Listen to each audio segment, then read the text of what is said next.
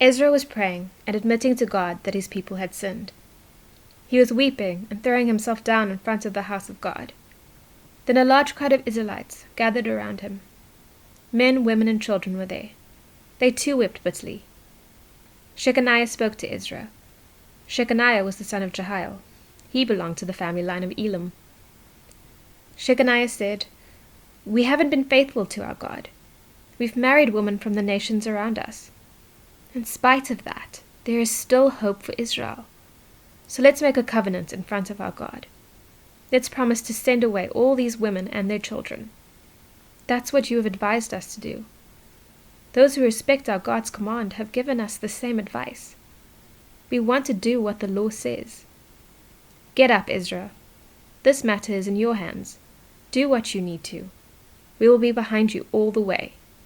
Be brave and do it." So Ezra got up. He made the leading priests and Levites and all the Israelites make a promise. He made them promise they would do what Shechaniah had suggested, and they made that promise. Then Ezra left the house of God.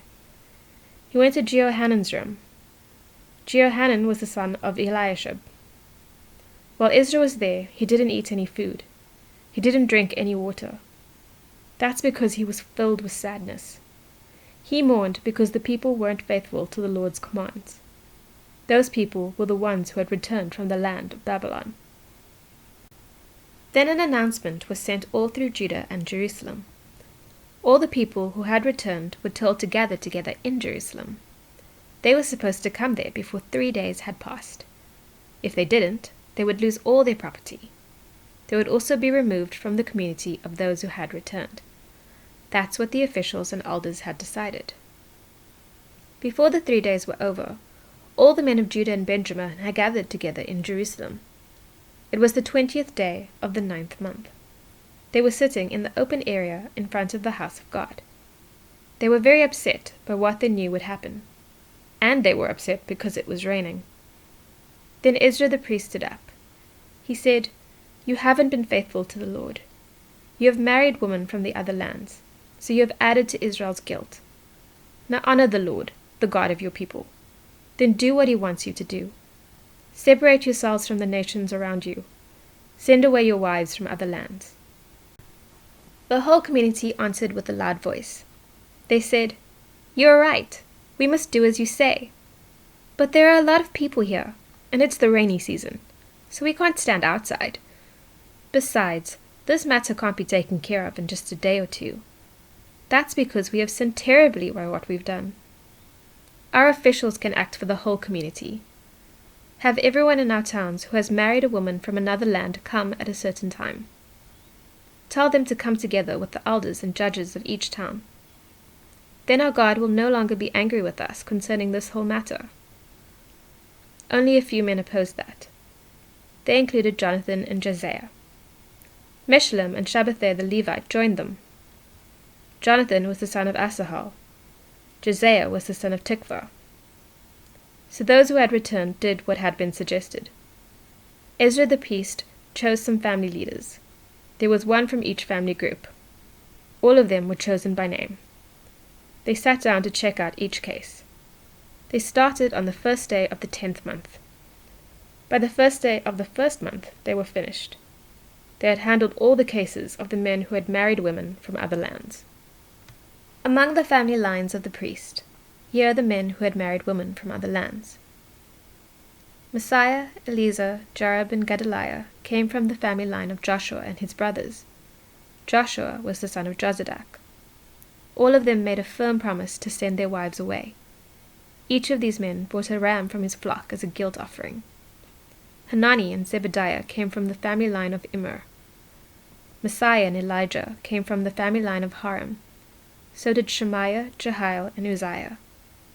Elionai, Messiah, and Ishmael came from the family line of Pasha. So did Nathanael, Jozabad, and Elasah. Among the Levites, here are the men who had married women from other lands. They were Jozabad, Shammai, and Kaliah. There were also Petahiah, Judah, and Eleazar. Kaliah's other name was Kalita. Eliashib came from the musicians. Shalom, Telem, and Uri came from the men who guarded the temple gates. Among the other Israelites, here are the men who had married women from other lands.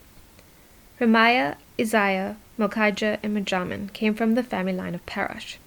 So did Eleazar, Malchijah, and Benaiah. Mattaniah, Zechariah, and Jehiel came from the family line of Elam. So did Abdi, Jeremoth, and Elijah. Hiliunai, Eliashib, and Mattaniah came from the family line of Zatu. So did Jeremoth, Zabad, and Aziza. Jehohanan, Hananiah, Zabai, and Asbai came from the family line of Bubai. Meshullam, Malach, and Adiah came from the family line of Bani.